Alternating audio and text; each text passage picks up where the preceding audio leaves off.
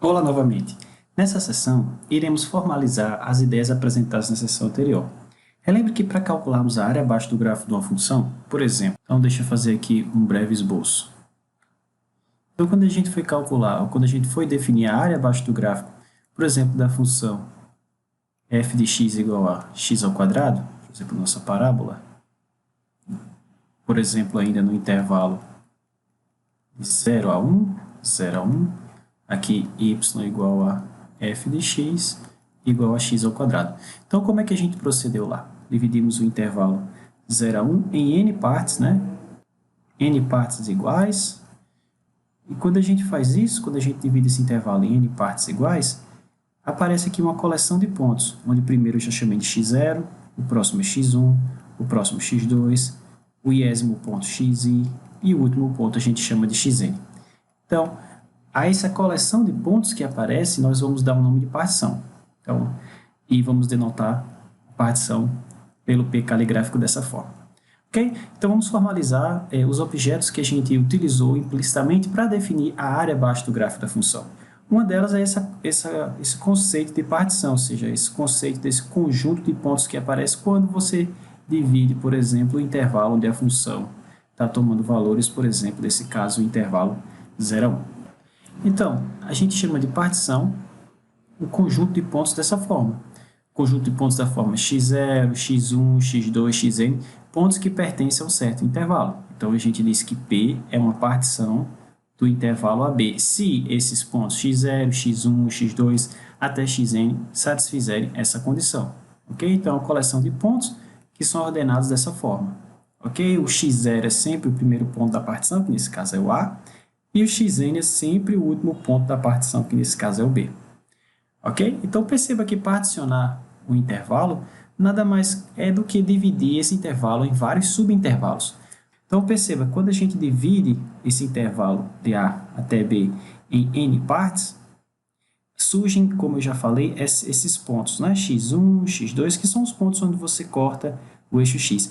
Perceba que aqui esses intervalos não precisam ter todo o mesmo tamanho. Por exemplo, esse primeiro intervalo, que é o intervalo que vai de x0 a x1, tem esse tamanho ΔX1. Lembra? ΔX1 nada mais é que x1 menos x0. É sempre o ponto final menos o ponto inicial do intervalo. Ok? Então, veja, esse primeiro intervalo tem esse tamanho, esse segundo intervalo tem esse tamanho aqui, que é um pouco maior que o primeiro, já o terceiro intervalo é menor que os outros dois, e assim por diante. Ok? Quando a gente cria uma partição, não é necessário que todos os intervalos ou subintervalos que aparecem tenham o mesmo tamanho. Quando isso acontece, a gente diz que a nossa partição P é regular. Ok? E aí, nesse caso, o comprimento de cada um dos intervalos nada mais é que o comprimento total dividido pelo número de divisões que você efetuou, ou o número de pontos que você criou ao dividir o seu intervalo AB. Ok? Então, uma partição nada mais é, recapitulando, que um conjunto de pontos do intervalo que estão ordenados dessa forma. Ok? O primeiro ponto a gente chama de x0, o último ponto de xn.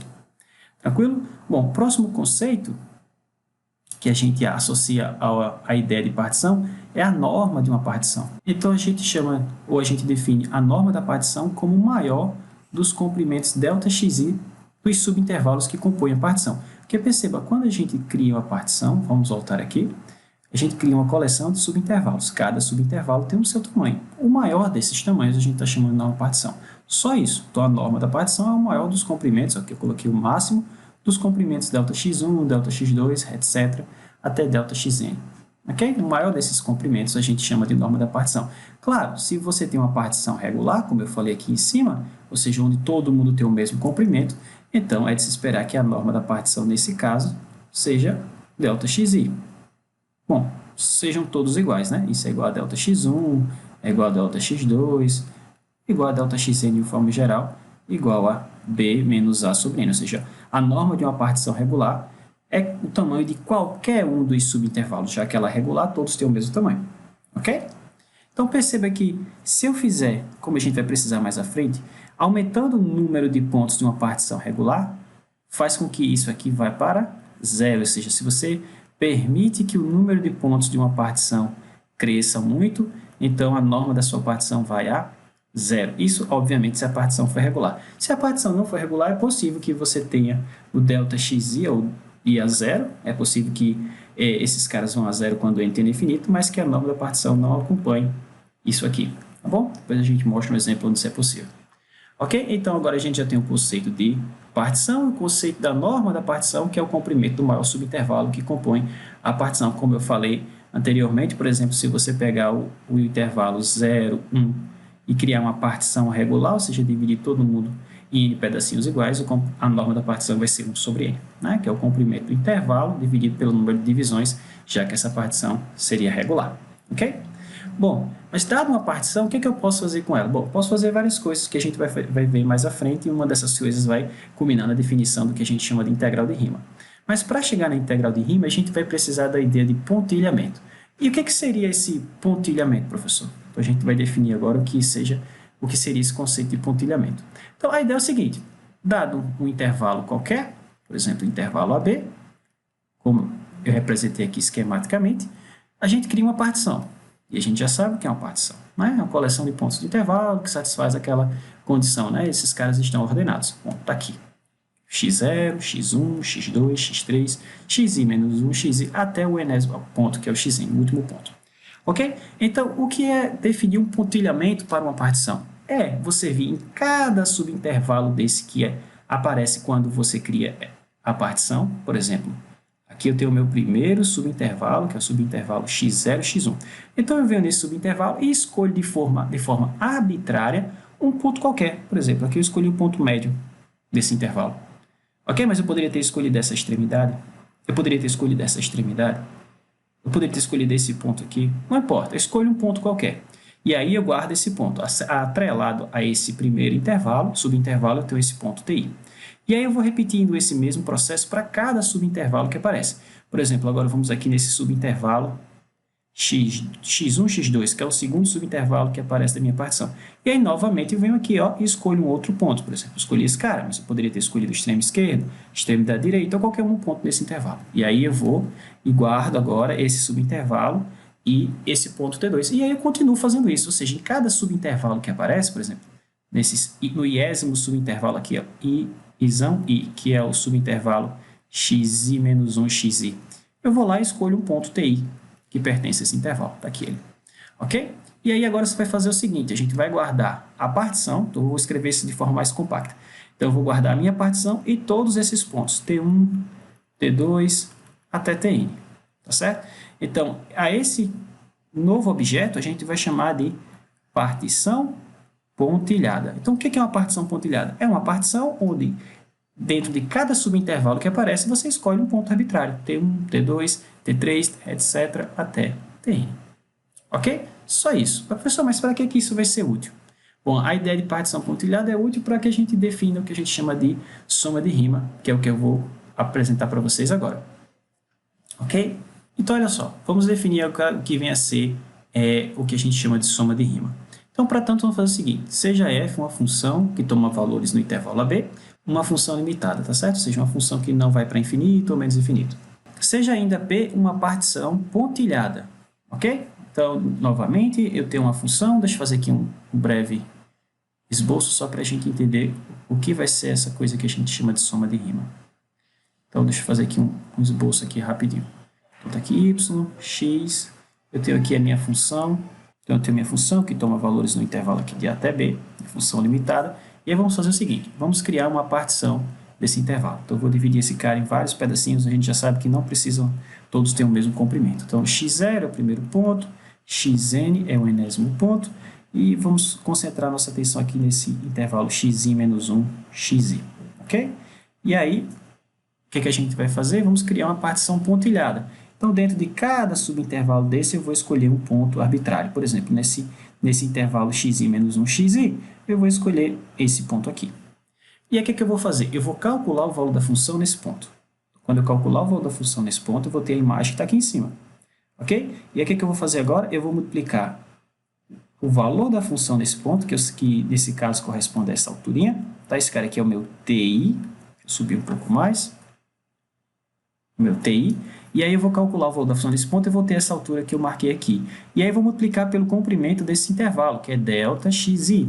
Percebam que se eu fizer isso, pessoal, eu estou computando a área desse retângulozinho aqui. Ok? Que virtualmente é uma aproximação aqui para a área abaixo do gráfico da função nesse trecho. Ok? Então, eu vou fazer isso para cada subintervalo da minha partição. Eu vou lá, escolho um ponto, por exemplo, T1, calculo f de T1 e multiplico pelo ΔX1, que é o comprimento do intervalo. Vou aqui, ó, no segundo subintervalo T2, calculo o valor da função desse ponto, multiplico por ΔX2 e assim por diante, e somo tudo. Perceba que se eu fizer isso, eu vou ter uma outra aproximação para a área abaixo do gráfico da função, diferente daquela soma superior e da soma inferior que a gente definiu na aula anterior. Ok? Na verdade, como a gente vai ver mais à frente, essa soma superior e soma inferior é um caso particular dessa nova soma aqui. Ok? Então, quando você fizer isso, ou seja, pegou lá a sua partição, determinou aqui os pontilhamentos, calculou o valor da função no pontilhamento e multiplicou pelo comprimento do intervalo, isso aqui numericamente é a área abaixo do gráfico da função nesse trecho aqui. Quando você somar tudo, está aqui o símbolo de somatório, quando você somar tudo isso, você vai ter uma aproximação para a área abaixo do gráfico da função. Mas, independentemente se isso vai ser a área abaixo do gráfico da função ou não, a gente dá um nome a esse cara. A essa soma, a gente chama de soma de Riemann. Ok? Que, como eu já falei, é uma aproximação para abaixo do gráfico da função. Perceba que aquela soma superior, vamos relembrar lá o caso da função f de x igual a x ao quadrado, tá? Rapidamente aqui. Então, para a função f de x igual a x ao quadrado, o que foi que a gente faz? O que a gente fez? A gente pegou, dividiu o intervalo 0, 1, novamente em vários pedacinhos, só que dessa vez a gente dividiu lá em pedaços do mesmo tamanho, né? Mas isso não importa para o nosso argumento aqui. O que importa é o seguinte, que para calcular o que a gente chamou de soma superior da função, eu calculava o valor da função sempre, por exemplo, se aqui for o xi e esse cara aqui for o xi menos 1, eu calculava sempre no extremo direito. Isso equivale a vir aqui na minha soma de Riemann, e escolher o meu TI, ou seja, o pontilhamento, como extremo direito. Ok? Quando eu faço isso, a gente ganha o que a gente chama de soma superior. A soma inferior é outro caso particular da mesma soma, ou seja, dessa soma de Riemann. Quando eu escolho, em vez do extremo direito, da extremidade direita do intervalo, eu escolho a extremidade esquerda para a função x ao quadrado, tá certo? Porque é uma função crescente, o máximo está sempre na extremidade direita e o mínimo sempre na extremidade esquerda, tá certo? Então, veja que essas somas superior e a soma inferior que a gente definiu na aula passada, que fazem com que a área abaixo do gráfico da função esteja exatamente aqui no meio, é apenas um caso particular dessa soma mais geral que a gente chama de soma de Riemann. Ok? Então, a soma de Riemann, vocês podem pensar como uma outra forma de aproximar a área abaixo do gráfico da função. Ok? Bom, como eu já falei, como eu já tinha comentado ali em cima, no caso para a função f de x igual a x ao quadrado, essa soma superior nada mais é que um exemplo da minha soma de Riemann quando eu pego o TI, ou seja, quando eu pego o meu pontilhamento igual à extremidade direita do intervalo. Ok?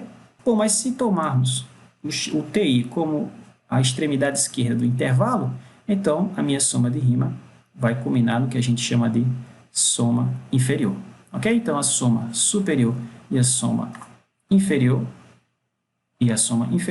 são casos particulares desse tipo de soma mais geral, que a gente chama de soma de Riemann e a gente denota assim, tá certo? Que é a soma de Riemann, o R de Riemann da minha função f sobre a partição pontilhada P. Ok? Bom, e o que a gente vai fazer com essas somas de Riemann? Bom, o que a gente fazia com as somas superiores e as somas inferiores? A gente permitia que o número de divisões tendesse a infinito para que a gente utilizasse o resultado comum, né, como a área, ou a gente utilizasse isso como definição da área abaixo do gráfico da função. Então, de certa forma, a gente vai fazer algo parecido.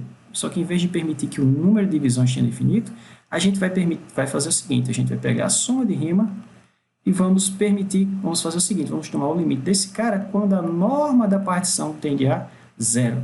Claro que, no caso, se você tem uma partição, como eu já falei, regular, a norma da partição é B menos A sobre N. E fazer esse cara tender a zero é a mesma coisa que fazer esse cara tender a infinito. Ok? Então, a gente vai definir a integral de Riemann da seguinte maneira. Então, definição. Então, novamente, seja f uma função limitada, ok? E P uma partição pontilhada do intervalo AB. Então, a gente define chamamos de integral de rima o limite das somas de rima. Como assim, professor? O limite, se existir, da seguinte soma. Bom, está aqui a minha soma de rima, que a gente representa assim, né, em termos de somatório. Então, como é que eu cheguei nisso? Primeiro eu criei uma partição do meu intervalo. Dentro da partição eu escolhi pontos que a gente chama de pontilhamentos ou pontos amostrais. Calculei o valor da função em cada um desses pontos, multipliquei pelo comprimento. Então, pensa aqui, ó. Essa aqui é a altura do retângulo vezes a base do retângulo, isso dá a área do retângulo. Ok? Se você quiser pensar em termos geométricos. E aí agora eu vou tomar o limite quando a norma da partição tende a zero. Por que, professor, a norma da partição tende a zero? Porque, como a gente já viu, isso é como se você estivesse fazendo o comprimento desses retângulos ficando cada vez mais finos. E se você faz isso, perceba que se você faz com que o comprimento desses retângulos fique cada vez mais finos, ou seja, adicionando mais pontos à partição, a aproximação, ou seja, as somas de rima se aproximam cada vez mais da área abaixo do gráfico da função. Como assim, professor? Olha só, considere esse caso aqui. Então, aqui eu tenho uma função genérica, tá certo? Vamos chamar ela aqui de f de x. E aí digamos que eu montei essa soma de rima aqui. Tá? Eu criei essa partição do meu intervalo AB, e aí eu vou montar a soma de rima. Para isso, tudo que eu preciso fazer, soma de rima da minha função f partição sobre esse pontilhamento vou em cada um desses intervalos, né? Pego um ponto qualquer, por exemplo, nesse intervalo eu peguei esse ponto aqui, calculo o valor da função, eu tenho essa altura, multiplico pelo comprimento do intervalo, né? Eu tenho a área desse cara e somo tudo. Ok? De 1 até n.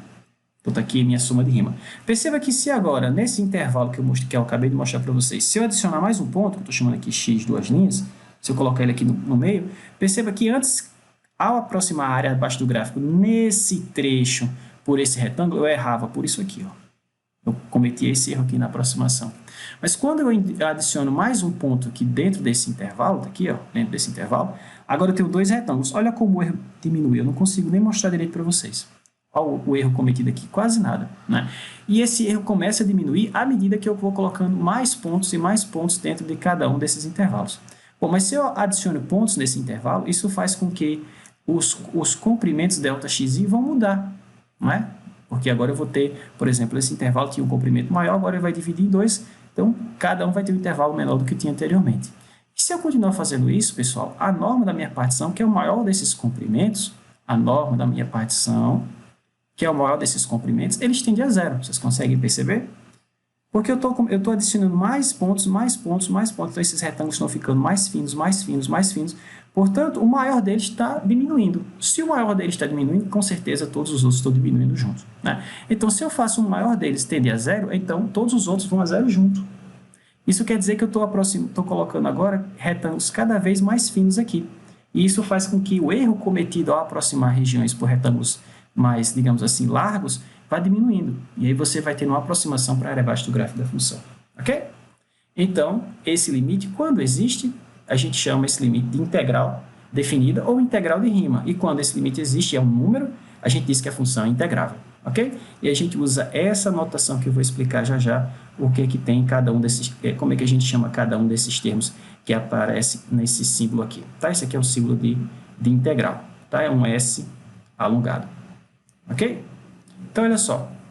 A gente diz que a função é integrável, ou que esse limite é a integral da minha função, se esse limite existir, independentemente da forma como você escolher esses TIs. Muito importante. Quando você vai calcular esse limite tem que, para que a função seja integrável, ele tem que existir independentemente da forma como você escolhe os TIs dentro lá do seu intervalo. Por exemplo, aqui o intervalo xi menos 1xi. Então, para que a função seja integrável, ela tem que ser integrável independentemente se você escolher esse TI aqui, ou esse TI nesse intervalo, ou esse outro, ou esse outro. Ou seja, independentemente da forma como você escolhe o pontilhamento. Se esse limite existir independentemente da forma de escolher o pontilhamento, então a gente diz que a função é integrável. Ok? Então, está aqui, ó. Dizemos então que a função é integrável. Bom, então olha só, a gente pode fazer mais precisa essa noção de integral como limite das somas de rima, né? Porque aqui, olha só, a gente definiu a integral como limite, né? Mas no final das contas a gente sabe que o limite é aquela operação definida em termos de épsilon e deltas, né? Então, dizer que esse cara aqui, esse número, a integral é um número, tá certo? A integral definida é um número. Então, dizer que I é a integral da minha função f no intervalo b, significa dizer o seguinte, que para todo epsilon dado, existe um certo delta que depende, obviamente, do próprio epsilon, tal que se P é uma partição pontilhada do intervalo AB com norma menor que delta, então eu posso fazer a diferença entre a minha soma de rima e esse candidato à integral tão menor quanto se queira, ou seja, menor que qualquer epsilon dado. Então, quando isso for verdade para qualquer pontilhamento, ou seja, dado uma partição qualquer com norma menor que delta, então, se isso for verdade para qualquer pontilhamento, então a gente diz que realmente esse cara aqui é integral. Ok? Bom, aí segue das propriedades do limite, né? Porque isso aqui é a definição do limite, que o limite é único, não é verdade? Então, com isso a gente tem o nosso primeiro teorema. Mas antes de enunciar o teorema, deixa eu mostrar essa notação que a gente utiliza para representar a integral. Ok? Então, a notação é essa aqui, como eu já falei, é um S alongado, o S de soma, aí você alongou ele, esse aqui é o símbolo de integral, tá certo? Então, nesse símbolo a gente tem os seguintes carinhas, ó. Então, esse cara aqui é o símbolo da integral, que é esse S alongado. O B que está aqui em cima é chamado de limite superior, ok? O A que está aqui embaixo é chamado de limite inferior. Então, limite superior de integração, limite superior de integração.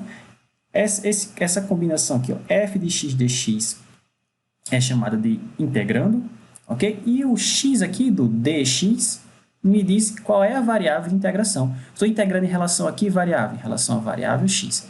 Okay? Então, esse cara é chamado de variável de integração. Veja como isso aqui é muito parecido com o nosso somatório, né? Somatório, em vez de ser um S alongado, aqui é o sigma grego, que é o S grego, né? Então, isso aqui vai, por exemplo, lá quando a gente definiu o somatório, por exemplo, de 1 até n, aqui você tinha f de i, né? Então, aqui é o limite superior do somatório, limite inferior do somatório, e aqui o que você está somando, e o i aqui seria a nossa variável do somatório, né? O nosso índice do somatório. Bom, da mesma forma que você pode usar qualquer letra aqui como índice no somatório, você pode usar qualquer letra aqui no integrando. Por exemplo, eu posso escrever assim, ou assim, ou assim, não importa, ok? A variável de integração ela é uma variável muda, ok? A dummy variable, assim como é a variável lá do somatório, que a gente chamou lá de dummy index, ok? Então, utilize a definição para calcular a integral da função, para calcular a seguinte integral, integral de a até b de k de x, onde k é uma constante, tá? Então, aqui eu posso pensar que eu estou integrando a função f de x igual a k, onde k é uma constante. Tranquilo? Ah, professor, eu vou ter que fazer isso utilizando a definição? Bom, por enquanto é. A gente não tem nenhuma outra forma de calcular a integral a não ser a definição, né? Mais à frente a gente vai ver que o cálculo dessas integrais estão relacionados. Bom, se você pensar em integral como área, né, o cálculo dessa área está relacionado com o cálculo da reta tangente. Mas como assim, professor? Como é que a área está relacionada com tangente? Bom, vocês vão ver mais à frente que existe uma belíssima ligação entre esses dois problemas, que é o teorema fundamental do cálculo. Ok? Mas por enquanto a gente só tem à disposição a própria definição. Bom, mas a gente tem uma noção de qual é o resultado que isso vai dar. Como assim, professor? Como é que o senhor sabe? Bom, a gente está integrando essa função aqui, ó, f de x igual a k. Sem perda de generalidade, vamos supor que k é positivo, tá? Só para facilitar aqui as ideias. Então, você tem o seguinte, você tem o intervalo de a até b, por exemplo, aqui, x, y, e aí você tem a sua função f de x igual a uma constante, aqui k. Bom, perceba que essa função é sempre positiva, né, na região de integração, e que ela define uma área. Não é isso? Bom, mas a gente viu que a integral de rima, quando a minha função é sempre positiva, eu posso associar esse resultado, ou seja, o limite das somas de rima, com uma área abaixo do gráfico da função, né? Na verdade, essa é a ideia motriz por trás da definição da integral de rima, né? A gente definiu a integral como a área abaixo do gráfico. Apesar de que isso aqui, pessoal, o resultado disso é um número, tá? Não precisa ser um número positivo, é área positiva, mas esse cara não precisa ser um número positivo. Ah, professor, então quer dizer que integral não é sempre área, não? Não. Integral pode ser qualquer coisa, pessoal, depende da aplicação. Integral pode ser área, pode ser massa, pode ser coordenada de centro de massa, pode ser trabalho, pode ser várias coisas, depende da aplicação. Ok? E a gente vai ter, vamos ter a oportunidade de estudar algumas aplicações da integral. Ok? Então, a integral é um número. Quando o limite das somas de rima existe, a integral é um número. Esse número pode ser positivo, negativo, não importa. Ok? Mas se a função for positiva, se minha função for positiva na região de integração, eu posso associar isso geometricamente ao conceito de área. Pois bem, então, assumindo aqui que essa constante é positiva, Então, eu posso associar essa integral a essa área. Okay? Na verdade, essa integral define a área abaixo do gráfico dessa função. E como é que eu calculo a área abaixo do gráfico dessa função? Bom, é um retângulo, né? Um retângulo de altura k e de base b menos a. Então, qual é a área desse cara? Bom, k que multiplica b menos a. Então, a gente vai ver que no final das contas, essa integral vai dar exatamente isso aqui. Ok? Vamos ver que dá mesmo? Vamos utilizar a definição e ver que dá mesmo. Então, o que a gente vai fazer? Vamos pegar uma partição pontilhada arbitrária do intervalo AB, vamos calcular as somas de rimas e depois tomar o limite nas somas de rima quando a norma da partição tende a zero. Ok? Essa é a definição. Tá? Então, vamos lá. Seja P barra uma partição pontilhada do intervalo AB. Então, de AB. E aí vamos fazer o seguinte, considere então a seguinte soma de rima. Considere a seguinte soma de rima. Soma de rima, em homenagem ao matemático alemão Bernhard Riemann, que generalizou o conceito de integral. Ele não foi o Riemann que definiu o que é integral, tá? A integral já existia, né? Antes do Riemann tinha a integral do Cauchy, que integrava apenas funções contínuas. Né? O Riemann veio para aumentar a classe de funções que são integráveis. Tá? Depois a gente vai falar um pouco sobre isso. Bom, mas vamos lá. Vamos montar aqui a nossa soma de Riemann sobre essa partição pontilhada P. Então, a gente vai ficar o seguinte. É o valor da função no ponto TI do subintervalo xi menos 1 xi, né? Eu pego um ponto arbitrário, calculo o valor da função nesse ponto, está aqui, e multiplico pelo comprimento desse intervalo, que é ΔXi, tá bom? E a gente faz isso para todos os subintervalos da minha partição, e a gente soma isso de 1 até n. Agora eu vou usar a definição da minha função. Quem é a minha função? Bom, a minha função é f de x igual a k. Isso quer dizer que qualquer coisa que eu alimente aqui, o resultado vai ser sempre o mesmo, k. Então, f de ti aqui vai ser k. Então, como é que a gente vai ficar com isso? Vamos ficar com o seguinte, olha só. Isso vai ser soma i de 1 até n, k ΔXi. Ora, mas k é uma constante. Não aparece nenhum índice i atrelado a k. Então, a gente já sabe pelas propriedades do somatório que eu posso puxar o k para cá. Né? Cacofonia. Eu posso puxar o k para fora do somatório. Tranquilo? E a gente vai ficar com o quê, professor? Vamos lá? Vamos ver o que vai dar? Então, isso vai ficar k somatório de ΔXi. I de 1 até n. Tranquilo? Bom, mas vamos quebrar um pouco esse somatório. Então, quando i for 1, eu tenho um ΔX1. Quando i for 2, eu tenho um ΔX2. Quando i for 3, eu tenho um ΔX3. E assim por diante. Até o último ΔXn. Ora, mas quem é ΔX1? Vamos olhar com mais carinho quem são esses caras. ΔX1 é x1 menos x0. Bom, quem é ΔX2? É x2 menos x1. Quem é ΔX3? Bom, é x3 menos x2. E assim por diante, até o último carinha, que é xn menos 1. Ahá, aqui a gente tem uma série, ou uma soma, na verdade, telescópica. Né? Porque, veja, esse cara cancela com esse, com esse cara cancela com esse cancela com o próximo, e o anterior cancela com esse cara. Sobrando apenas k, que multiplica xn, né? Menos x0. Ora, mas por definição, quem é xn? O último ponto da minha partição, que é quem? P.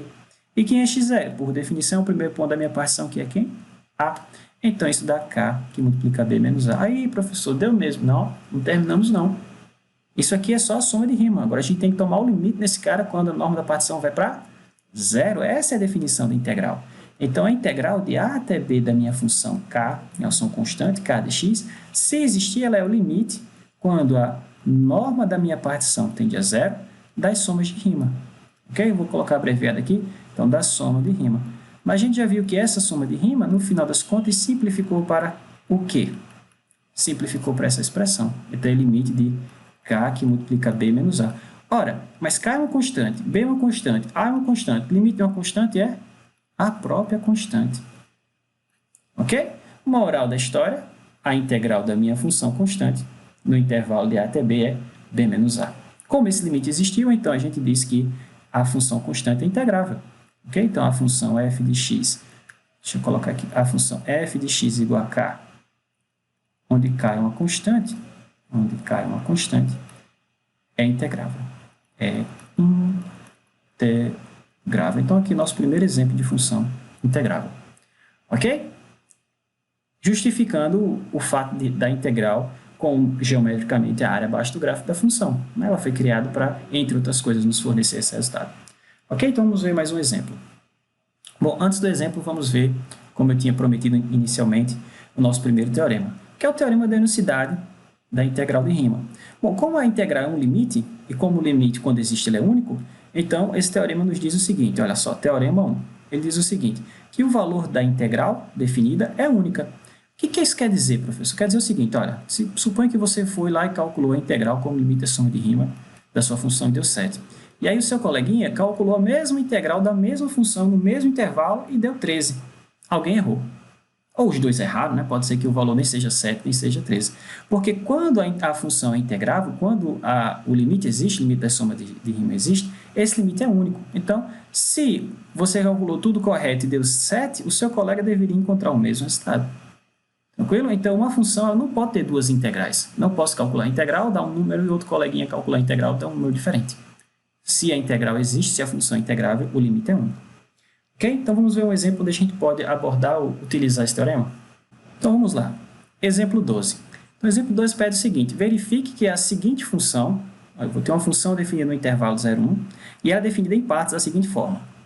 Então, a minha função f de x ela vai valer 1 sempre que x pertencer ao intervalo 0, 1 e for um número racional. Lembra, o número racional é um número que pode ser escrito como a razão entre dois números inteiros, tá certo? Tipo p sobre q, certo? Onde q é diferente de 0.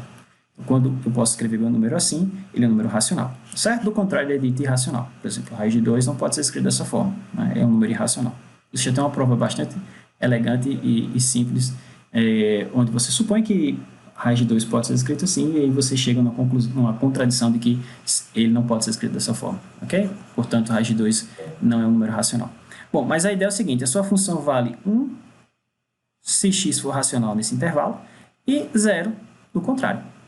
Tranquilo? Por exemplo, f de 1 é 1, f de 0 é 1. Todos os dois pertencem ao intervalo e todos os dois são racionais. Não é verdade? Bom, raiz de 2 não está nesse intervalo, mas a raiz de 2 sobre 2 está. Mas raiz de 2, 1,4, 1, 4 e assim por diante. Então, se você dividir por 2, 0,7 alguma coisa.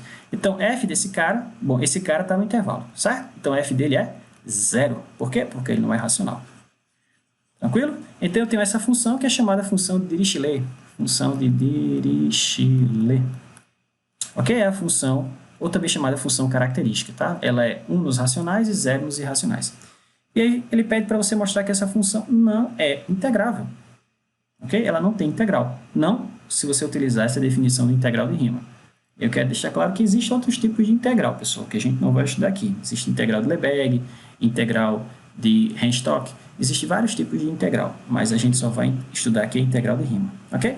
Mas o que ele pede para você mostrar é que essa função não é integrável segundo a definição que a gente deu anteriormente, que é integral como limite das somas de Riemann, tá? Então, como é que a gente vai fazer isso?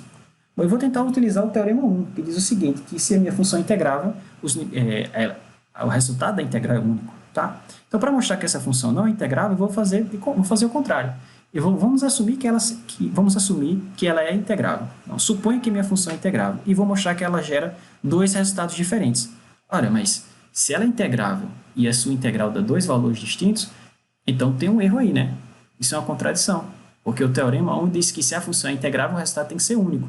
Então, se o resultado não é único, é porque a função não é integrável. Ok? Então, vamos utilizar essa estratégia.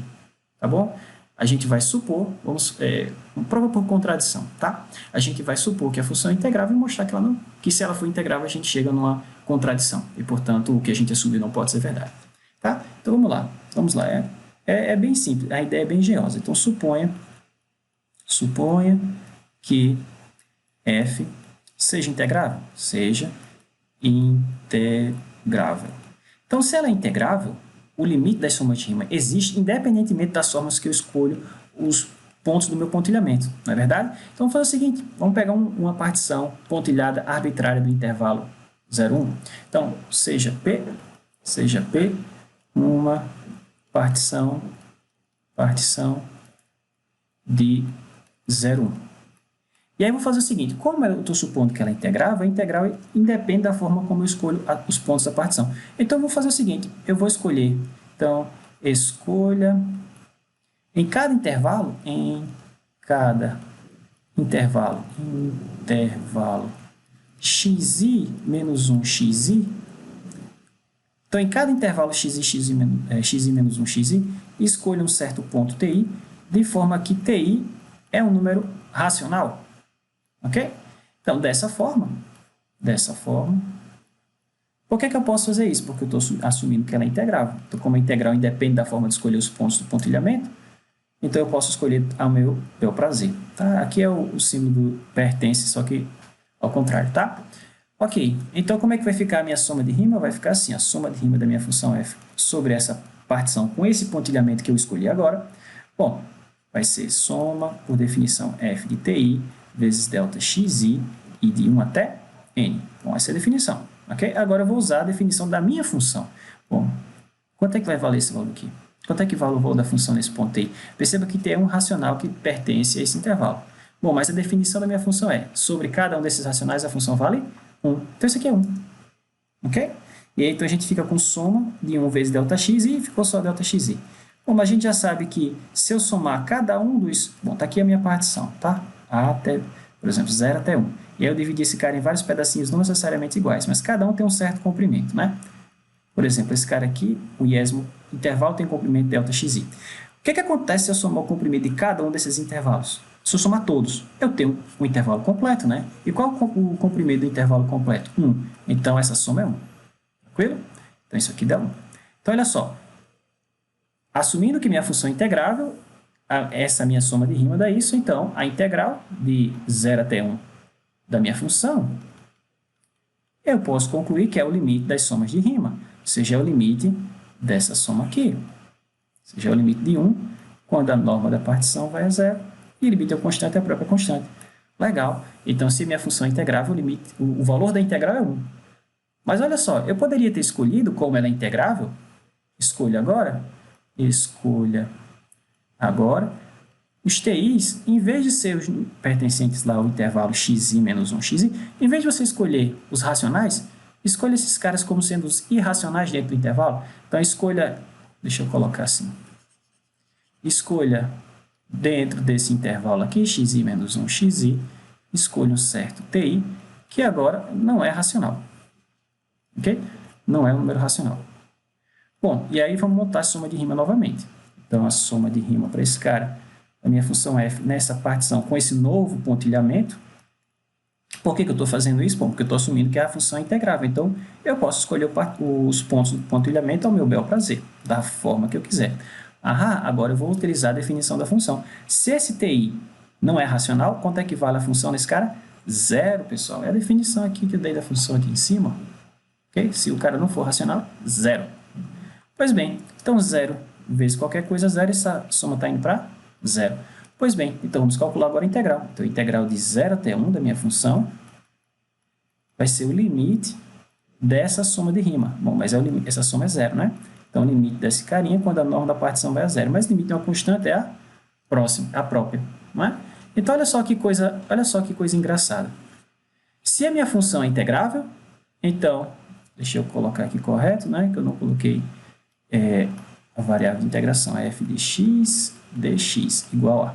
Então, olha só a conclusão que a gente está chegando. Se a minha função é integrável, a integral dela vale 1. Mas se a minha função é integrável, a integral dela vale 0. Não pode, professor. Ou é 1 ou é 0. Porque a integral, se a função for integrável, a gente já viu pelo teorema 1, o limite é único. Então, como a gente está chegando a como estamos chegando a dois limites diferentes, então a função não é integrável. Porque se fosse esse limite, tinha que ser o mesmo, tinha que ser único, ok? Portanto, a função não é integrável. Isso é uma contradição, tá certo? Então, chegamos à conclusão de que a integral de 0 a 1 da minha função é igual a 1, e essa integral de 0 a 1 da minha função é 0. Mas 1 não é igual a 0, né? Uma contradição, ok? Uma contradição. Logo, a função não é integrável. Então, alguma coisa está errada. O que está errado? Eu ter assumido lá no início que a função é integrável. Aqui, ó, está errado isso aqui. Assumir que ela é integrável. Portanto, se ela não é integrável, bom, é o que o problema pediu, mostrar que ela não é integrável. Ok? Então, logo, f não é integrável. Então, aqui a gente tem o nosso primeiro exemplo de uma função que não é integrável. Logo, f não é integrável a rima. Tá? Como eu já falei, existem outros tipos de métodos, outros tipos de definição de integral, por exemplo, né? Existe uma integral chamada integral de Lebesgue, onde essa função ela é integrável e o valor dela é zero. Mas, utilizando a integral de rima, não é não. Tá certo? Essa função não é integrável. Ok? Vamos ver mais um exemplo? Bom, antes eu tenho uma pequena observação aqui. A gente já viu que a própria definição de integral como limite de somas de rima nos dá uma interpretação geométrica, que se f for não negativa, então esse cara aqui, a integral, a gente pode interpretá-la como a área abaixo do gráfico. Mas isso não quer dizer que a integral é sempre a área abaixo do gráfico. A integral não tem que ser sempre um número positivo, tá certo? Por quê? Porque a integral pode representar, como eu já falei, outras grandezas, tá certo? Além da área. Então, é perfeitamente possível que você calcule a integral da sua função, sei lá, no intervalo de 1 até π, e o resultado é menos 8. Okay? É um valor tão bom quanto qualquer um outro. Tranquilo? Ok, então vejamos aqui o nosso próximo teorema. Então, esse teorema que vai garantir que a gente consiga calcular as integrais sem muito problemas utilizando a definição de integral como limite de soma de rima, tá certo? É um teorema bastante importante porque vai nos permitir integrar várias funções, ok? Por exemplo, aqui o que ele diz? Teorema 2. Ele diz que se a minha função for contínua, então ela é integrável. Então, toda função que é contínua, a gente vai usar essa notação assim. C de A até B quer dizer o conjunto das funções que são contínuas no intervalo AB, tá certo? E eu vou escrever assim, ó, R de AB, o conjunto das funções que são integráveis à rima, tá certo? Então, o conjunto das funções que são integráveis à rima no intervalo AB, eu vou escrever dessa forma. Então, o que esse teorema está dizendo é o seguinte, que toda função que é contínua, obrigatoriamente é integrável, tá? Então, se você tem uma função que pertence a esse conjunto das funções contínuas do intervalo AB, então ela pertence também ao conjunto das funções que são integráveis à rima. Ok? Então, moral da história, toda função contínua é integrável. A volta é verdadeira, professor? Toda função integrável é contínua? Não necessariamente, tá certo? Depois a gente vai ver exemplos de funções que são descontínuas, mas que são integráveis sem nenhum problema. Por exemplo, rapidamente eu posso definir uma função assim, ó. Deixa eu colocar mais para cá. Aqui aberta, aqui ela toma esse valor aqui. Ok? Então, A, C e que B. Pronto. Eu tenho uma função dessa forma. Então, veja que essa função ela só é descontínua aqui nesse ponto. Né? Daqui ela dá um pulo, mas é um salto finito. A gente vai... Bom, se esse valor aqui for K1 e se esse valor aqui, essa altura aqui for K2, então é perfeitamente possível definir a integral dessa função como sendo a área abaixo do gráfico dessa função. Ou seja, essa área que existe é finita, tu vendo, mas essa área que existe é finita. E é justamente isso que a gente vai fazer mais à frente. A gente vai definir a integral dessa função dessa forma descontínua como a soma dessas duas áreas. Ok? E veja que essa função não é contínua, porém ela é integrável. Tá bom? Então, nem toda função contínua é integrável, mas nem toda função integrável necessariamente é contínua. Tá? Ok. Então, isso aqui, pessoal, abre um leque de possibilidades para a gente calcular aqueles limites. Mais à frente eu vou mostrar para vocês. Calcule a seguinte integral. Integral da função f de x igual a raiz de 1 menos x ao quadrado no intervalo de menos 1 a 1. E, professor, isso deve dar um trabalho danado, né? Porque, veja, eu vou ter que montar as somas de rima para essa função aqui que tem uma raiz quadrada, isso deve dar bastante trabalho. Realmente, se a gente for utilizar a definição de limite de soma de rima, bom, perceba, essa função é contínua, tá? Então, ela é integrável. Então, esse cara existe como limite de soma de rima, tá? Então, o que a gente não vai fazer é utilizar a definição para calcular essa integral. Mas, professor, como é que eu vou calcular a integral agora se eu não posso usar a definição, que é a única coisa que eu tenho? Bom, a gente sabe que se minha função for contínua, ela é integrável. Tudo bem. E a gente sabe que se minha função for contínua, bom, e se minha função for positiva ou não negativa na região de integração, que nesse caso é o intervalo 0,1, então eu posso associar essa integral como sendo a área abaixo do gráfico da função. Tudo bem, entendi isso, professor. O senhor está trocando o problema de calcular a integral pelo problema de calcular a área abaixo do gráfico da função. Sim, exatamente isso. Mas eu sei calcular a área abaixo do gráfico dessa função? Será que isso não é uma figura muito complicada que eu não sabia calcular? Vamos ver? Vamos fazer o esboço dessa função aqui? Então, olha só. Primeiro passo. Primeira coisa que você tem que observar. Perceba que a função é contínua, logo é integral, tá? Então, perceba que f de x igual a 1 menos x ao quadrado é contínua. Contínua, logo integrável. Logo integrável. Perceba ainda, note ainda que a minha função ela é sempre maior ou igual a zero. Logo, vou colocar assim, portanto, eu posso dizer, interpretar geometricamente, aqui é de menos 1 a 1, né? Menos 1 a 1 de 1 menos x ao quadrado. Eu posso interpretar esse cara como sendo a área abaixo do gráfico da minha função. Então, se eu souber calcular a área abaixo do gráfico da minha função, eu acabo de calcular indiretamente a integral da minha função desse intervalo. Ô, professor, mas como é que é o gráfico dessa função? É nesse intervalo de menos 1 a 1, professor. Vamos ver? Vamos fazer o esboço desse cara? Aqui, ó. Que função é essa? Bom, a função que eu tenho é... Deixa eu voltar aqui para o azul. A minha função é y igual a f de x igual a raiz de 1 menos x ao quadrado. Todo mundo consegue perceber que isso é que o gráfico dessa função é esse arco de circunferência, esse semi-arco, semicírculo. Uma forma de você perceber, primeiro, note que esse y é sempre maior ou igual a zero. Se você quadrar os dois lados, você ficar com y ao quadrado e 1 menos x ao quadrado. Reorganizando esse cara, você vê que isso é a mesma coisa que x ao quadrado mais y ao quadrado igual a 1. Mas que lugar geométrico é esse aqui, pessoal? A gente chama isso de círculo, né? Ou circunferência. Ok? Então, a gente teria a minha circunferência completa, né? Não, professor, é só a parte de cima, de baixo não. Por quê? Porque a coordenada y desses caras são todos positivos. Desse cara é negativo, desses aqui embaixo são todos negativos, né? Então, a gente fica só com o arco superior dessa circunferência. Pergunta, eu sei calcular a área abaixo do gráfico dessa figura, dessa circunferência? Eu sei calcular a área desse semidisco? Sei como é que a gente calcula a área do disco. Bom, a área desse disco é a metade da área do disco inteiro, que é π vezes o raio ao quadrado. Mas quem é o raio aqui? 1. Então, isso é π vezes 1 ao quadrado, que é π sobre 2. Okay? Então, a área abaixo do gráfico dessa função, nesse intervalo aqui, ó, de menos 1 a 1, foi π sobre 2. π sobre 2 unidades de área. Mas o que a gente está querendo calcular aqui é a integral. Tá? Então, não preciso colocar unidades de área, não. Porque eu vou usar isso aqui como resposta para isso daqui. Ou seja, eu vou usar esse número como resposta para essa integral. Tranquilo? Então, novamente, o que a gente está fazendo? Associando. Estamos calculando indiretamente a integral utilizando a área. Ok? Logo, a integral de menos 1 da minha função, menos x ao quadrado, é π sobre 2. Eu coloquei aqui unidades de área, mas não é necessário, porque a minha integral não tem que ser sempre área. Ok? Então, quer dizer, professor, que eu posso calcular a integral assim? Basta que eu calcule a área abaixo do gráfico da função? Mas imagina que você tenha uma função mais complicada, por exemplo, lá elevado a x, tangente de logaritmo de x mais 1. Calcular isso, por exemplo, de 3 a 7.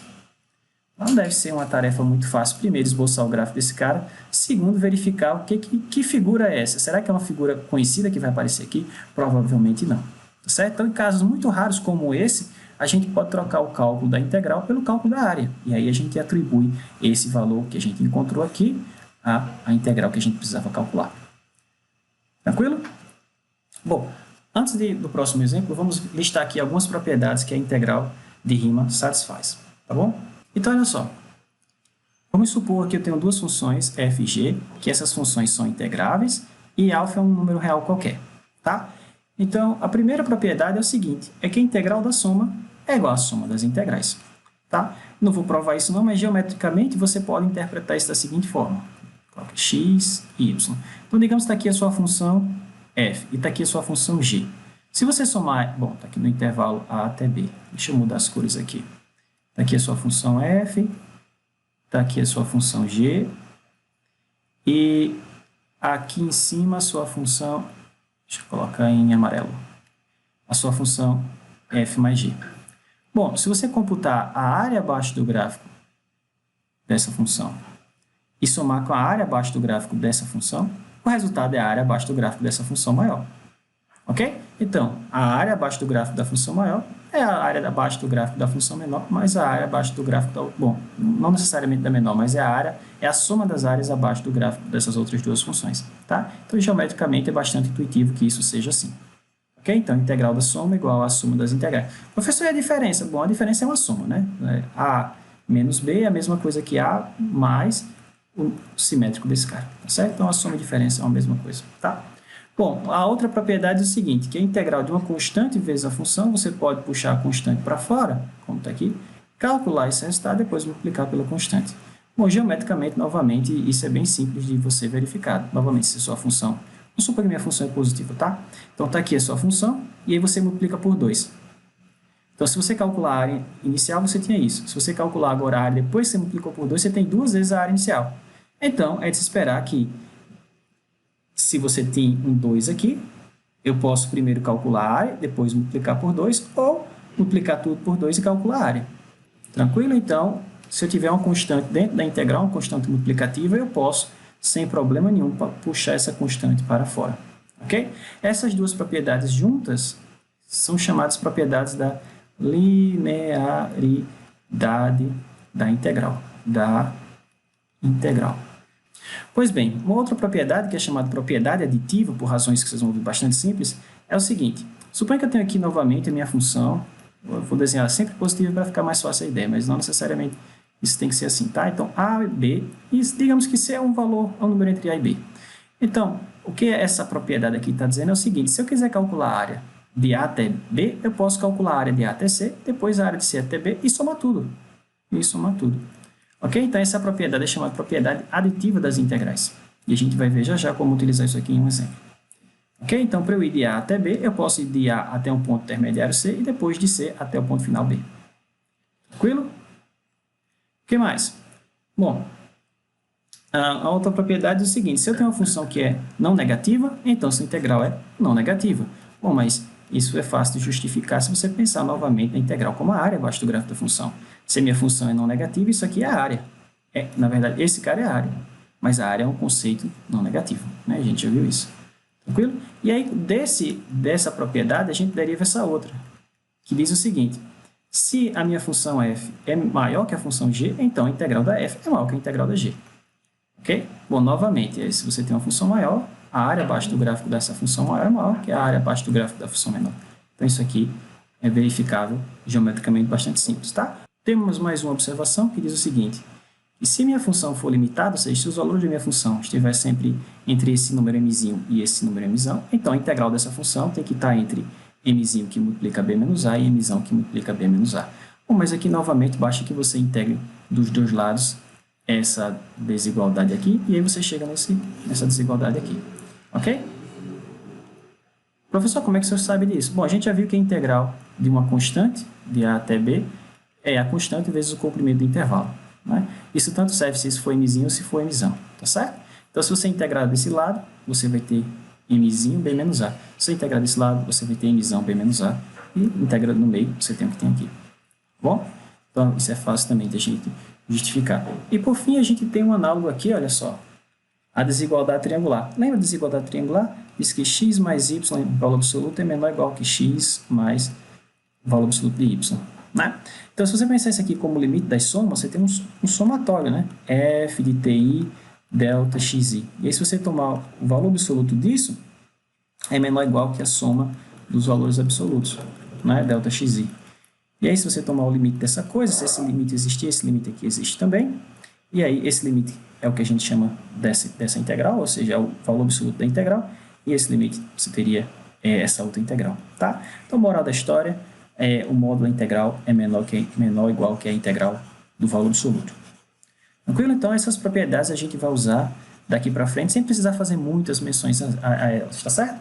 Aqui e acolá, no início, a gente vai justificar alguma coisa utilizando essas propriedades, depois a gente já usa essas propriedades mais no automático. Então, vamos ver um exemplo onde a gente possa aplicar essas propriedades. Então, exemplo 14.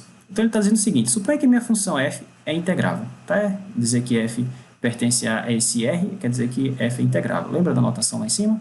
R de AB quer dizer que ela é integrável no intervalo AB. Aqui o intervalo AB em questão é o intervalo 1,18, tá?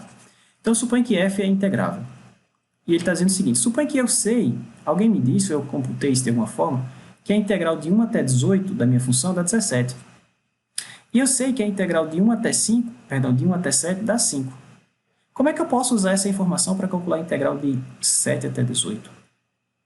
Vamos ver? É bastante simples. Basta a gente utilizar, olha só, a propriedade aditiva das integrais.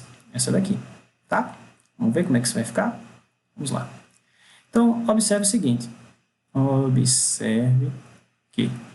Então, daquela propriedade, a gente tem o seguinte, que a integral de 1 até 18, deixa eu ver só se é 18 mesmo, isso.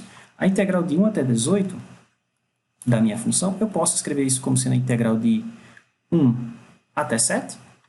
Então, eu posso dar uma parada aqui no 7, fazer uma parada, e depois ir de 7 até o final do caminho, que é o 18. Ok? Só isso. E agora a gente usa o que foi dado no problema. Eu tenho que a integral de 1 até 18 é 17. Então, isso aqui é 17, igual a integral de 1 até 7, ele me deu o que é 5. E eu quero computar a integral de 7 até 18. Bom, agora a gente já sabe quanto vale essa integral. Logo, a integral de 7 a 18 vale a diferença dessas integrais, né? Logo, a integral de 7 a 18 da minha função vai ser 17 menos 5, que é igual a 12. Ok? Então, veja, bem simples, né? Só utilizei as propriedades, na verdade, a propriedade aditiva das integrais. Tranquilo? Então, olha só, antes de fazer o nosso próximo exemplo, vamos fazer aqui uma breve observação com relação às funções contínuas. Então, olha só, se eu tiver uma função contínua, como eu já falei, ela é integrável. Se é integrável, eu posso calcular o limite das somas de rima da forma que eu quiser. Como assim, professor? Eu posso escolher o meu TI da forma que eu quiser. Então, quando a função for contínua, eu vou sempre escolher os TIs como sendo os extremos direitos dos intervalos. Eu vou pegar esse cara como sendo isso aqui. Ah, professor, por quê? Bom, eu poderia pegar isso também. Ou poderia pegar o ponto médio. Mas eu vou escrever uma fórmula geral. Não é tão geral, mas uma fórmula que sempre posso aplicar, desde que a função seja contínua. E dessa forma eu vou escolher sempre esse cara. Poderia ser sempre esse, poderia ser sempre o ponto do meio, ponto médio do intervalo, não importa. O que importa é que se a função for contínua, a integral existe, e a integral existindo eu posso escolher calcular as somas de rima do jeito que eu quiser. Do jeito que eu quiser eu me refiro ao pontilhamento. Eu posso escolher o pontilhamento como eu quiser. Ok? Então, se eu fizer isso, se eu escolher aqui ó, a minha integral, a função é contínua, então o limite existe. Então, eu posso escolher, primeiro, a minha partição, eu posso escolher uma partição muito interessante. Qual? Uma partição regular. Como assim? Eu posso escolher a partição P, de forma que o comprimento de cada um dos subintervalos seja o mesmo, B menos A sobre N. Tá? Então, se eu fizer isso, vai aparecer esse cara aqui no lugar ΔXi, né? Esse carinha está fazendo o papel ΔXi aqui. Bom, e aí eu vou fazer o seguinte, eu vou escolher os TIs como sendo xi, tá? Bom, mas aí a gente tem uma formulinha para ele, vai ser A, que é o primeiro ponto, mais I, que multiplica ΔXi, né? Mas ΔXi é exatamente esse cara, né? Porque se todo mundo tem o mesmo comprimento, então para eu sair do primeiro ponto para o segundo, eu ando ΔX1, mas ΔX1 é igual a ΔX2, que é igual a ΔX3, que é igual a ΔXi, porque são todos iguais, é o mesmo tamanho, ok? Então, o TI, de forma geral, pode ser calculado assim. E aí, eu vou substituir esse TI por isso aqui, tá? Que é A mais I vezes ΔXi. Quanto que eu andei para chegar na posição I? Andei I casinhas, tá certo? Bom, e aí eu posso calcular a minha soma de rima, posso calcular a minha integral da função contínua utilizando essa formulinha. Tá? Até numericamente, se você quiser fazer um programinha em C++, Java, Python, não sei qual a linguagem que vocês sabem utilizar, você pode programar isso aqui no computador e ter uma aproximação bastante interessante, criando um laço, né, de 1 até I igual a N, e aí esse N você pode colocar um N bem grande, lá, 1 milhão. E aí você vai ter uma aproximação para, você programa isso no computador e você vai ter um valor, né? Aumentando o N, você vai ter valores cada vez mais próximos do valor real, né, da integral. E aí você pode calcular a integral utilizando um programinha, ok? Bom, mas aí, essa não é a nossa ideia. Existem métodos muito mais interessantes do que esse que eu acabei de falar. Mas aí note que aqui tem uma diferença, uma sutil diferença, que em vez de eu pedir que a norma da partição vá a zero, eu estou pedindo que o número de pontos vá infinito. Bom, mas é a mesma coisa, né? A gente já viu que se a minha partição for, se essa minha partição for regular, eu sei que o comprimento da norma da partição é exatamente esse cara, né? E fazer isso aqui tender a zero é a mesma coisa que fazer sim tender a infinito, tá? Então eu troco aquele limite da norma da partição pelo limite quando n tende a infinito. E aí a gente daqui para frente pode calcular integral de funções contínuas dessa forma, tá? Claro que aqui foi uma escolha minha de tomar os pontos do pontilhamento como sendo a extremidade esquerda, direita, mas eu poderia pegar a extremidade esquerda ou o ponto médio, ou qualquer outra escolha que facilite a minha resolução, como veremos no próximo exemplo. Então, exemplo 15. Vamos recalcular essa integral? Como assim recalcular, professor? Quando foi que eu calculei essa integral? Bom, lembra que isso aqui eu posso atribuir como sendo a área abaixo do gráfico da função. E a gente já calculou a área abaixo do gráfico dessa função. Bom, a gente sabe que a figura que a gente vai ter é algo assim, né? E aqui é uma figura conhecida. Eu posso quebrar isso aqui, por exemplo, um triângulo mais um retângulo e somar essas duas áreas. Bom, a gente já fez isso na aula anterior. Ok? Então, o que eu vou fazer? Eu vou utilizar a definição de integral como limite das somas de rima. Vou usar o fato dessa função ser contínua e que eu posso escolher os TIs, então, ao meu bel prazer. Eu poderia escolher os TIs como extremidade direita, como eu propus aqui, né? Aqui é uma formulinha geral. Mas nesse exemplo, vocês vão ver que se eu escolher os pontos do pontilhamento de uma forma bastante interessante, como, por exemplo, como ponto médio, as somas de rima vão simplificar muito rápido. E aí vocês vão ter, a gente vai calcular essa integral com o mínimo de esforço possível. Claro, o esforço seria menor ainda se eu já tivesse o teorema fundamental do cálculo, mas não temos ainda. E claro que eu sempre posso associar isso ao conceito da área e a área dessa figura ser calcular, mas se fosse x ao quadrado aqui, a gente já não teria como utilizar mais essa ideia de área, né? Porque a gente não saberia calcular a área abaixo da parábola. Ok? Então vamos lá. Então, primeiro observe o seguinte. Então, seja P uma partição pontilhada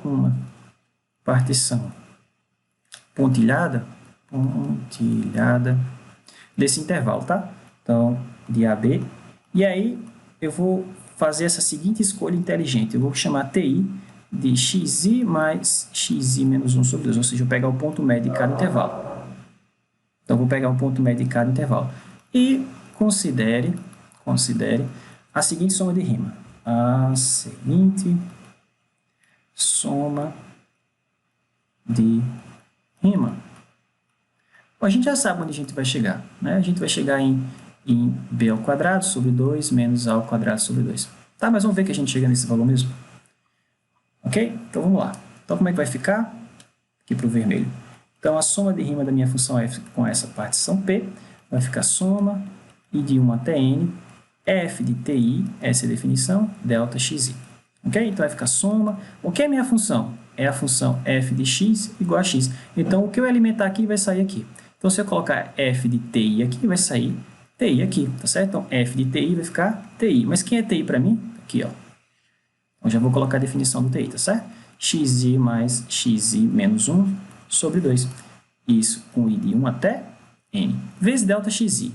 Aqui eu vou escrever o delta xi de uma forma mais interessante. Como? Utilizando a própria definição, que é xi menos 1. Não é? Delta xi é a variação, é o ponto final menos o ponto inicial. E aí percebam, pessoal, que esse 2 aqui eu posso colocar para fora do somatório, né? Então ficou 1/2 da soma e de 1 até n. Percebam o seguinte, que aqui eu vou ter um quadrado perfeito, esse é o quadrado do primeiro menos o quadrado do segundo. De novo, quadrado do primeiro menos o quadrado do segundo. Tá? E aí eu vou ficar com o seguinte, então xi ao quadrado menos xi menos 1 ao quadrado. Professor, mas por que isso é bom para mim? Por que essa escolha desse TI vai fazer com que eu consiga calcular essa soma de rima de forma simples e, portanto, calcular a integral de forma simples? Porque, pessoal, com essa escolha inteligente, com essa escolha ingênua, essa soma é telescópica. Vamos ver? Vamos abrir os termos da soma? Então, isso vai ficar assim, ó, 1/2 de i. Então, quando i for 1, vai ficar x1 ao quadrado menos x0 ao quadrado, mais o próximo, x2 ao quadrado menos x3 ao quadrado, mais o próximo, x3 ao quadrado menos x4 ao quadrado, mais o próximo, até o último, que é xn ao quadrado menos xn menos 1 ao quadrado. Olha só que legal. Por que é legal?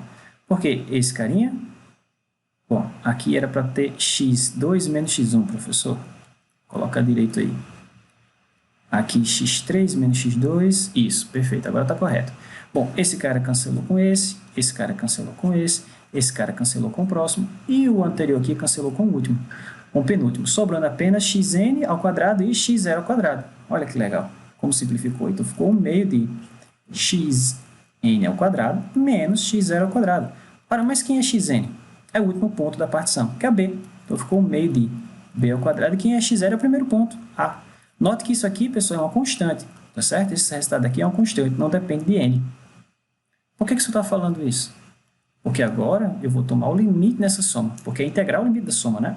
Então, a integral de a até b da minha função x de x, que existe, porque ela é contínua, então eu posso calcular assim, ó, limite, quando n tende a infinito, da soma de rima. Qual? Essa aqui.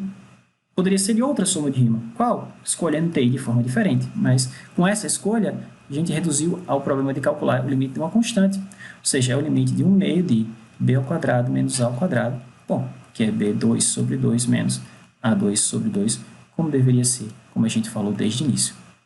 Ok? Então, utilizando essa escolha inteligente dos pontos do pontilhamento, ou pontos amostrais, a gente chega ao resultado que a gente já conhecia, né? Que é a área abaixo do gráfico dessa função se calcula dessa forma.